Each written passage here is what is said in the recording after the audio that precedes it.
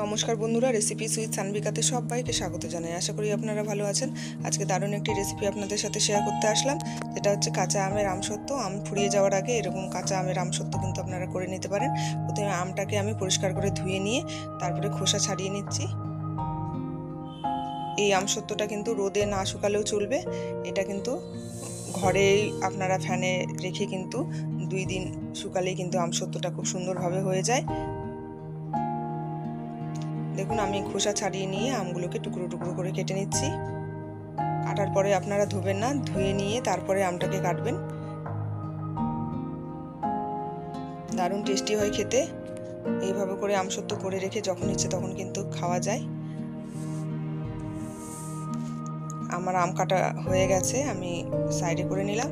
এবার একটা কড়াইয়ের মধ্যে দিয়ে দিচ্ছি আমি পরিমাণ মতো জল, আর যে টুকরো করে কেটে রেখেছিলাম আমটা সেটা দিয়ে দিচ্ছি। আমি জলটা পরিমাণ মতো এখানে নিয়েছি।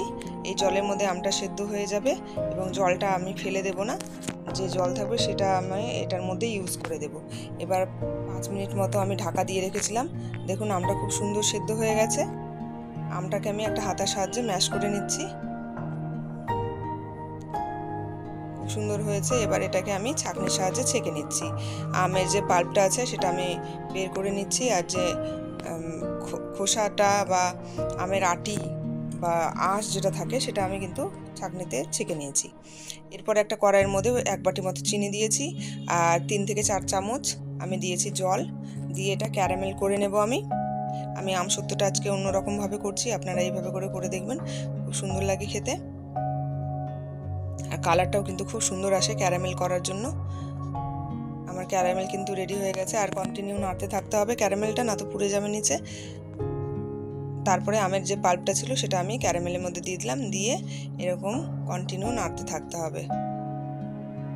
তারপরে দিয়ে দিলাম আমি একটা তেজপাতা, 1 টুকরো দারচিনি, 1 চামচ বিট নুন, 1 চামচ নুন। তারপরে আমি এর মধ্যে দিলাম লঙ্কা গুঁড়ো। দেওয়ার পরে আবারও আমি কন্টিনিউ নাড়ছি, আর গ্যাসের ফ্লেমটাও কিন্তু মিডিয়ামে রেখে আমি এটা করছি। তারপরে একটা দেখুন প্লেটের মধ্যে আমি আমের যে মিশ্রণটা ছিল সেটা দিলাম। দেখুন পড়ে যায়নি, তার মানে আমার এটা হয়ে গেছে। আমি এটা সাইডে করে ঠান্ডা করে নিচ্ছি, আর একটা এরকম থালা নিয়ে নিয়েছি, যে এই থালার মধ্যে আমি আমসত্ত্বটা দিব। তারপরে আমের মিশ্রণটা আমি থালার মধ্যে একটু তেল লাগিয়ে নিয়ে দিয়ে দিচ্ছি, দিয়ে থালাটাকে একটু ঘুরিয়ে নিতে হবে। খুব সুন্দরভাবে দেখুন সেট হয়ে যাচ্ছে, মানে আমার পাকটা খুব ভালো হয়েছে। আমি এটা 2 দিন মতো ঘরের মধ্যে রেখেছিলাম, ফ্যানের তলায় শুকিয়ে নিয়েছি, আমি রোদে দিইনি। দেখুন কি সুন্দর উঠে আসছে, দারুণ হয়েছে কিন্তু আমসত্ত্বটা। যেমন দেখতে দারুণ হয়েছে, খেতেও কিন্তু দারুণ হয়েছিল।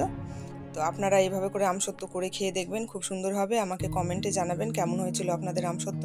আমি এবার কেটে নিচ্ছি, আপনারা এইভাবে করে নেবেন। আর বাচ্চাদের জন্য যদি করেন তাহলে লঙ্কার পরিমাণটা একটু কম দেবেন।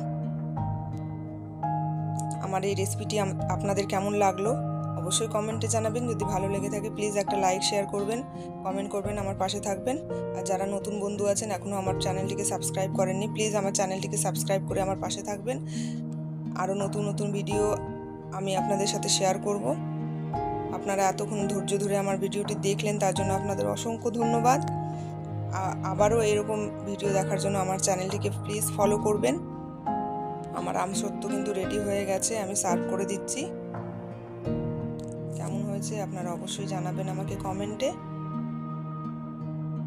নতুন আরেকটি রেসিপি নিয়ে আপনাদের কাছে হাজির হব বন্ধুরা। আপনারা খুব ভালো থাকবেন, সুস্থ থাকবেন। Bye bye.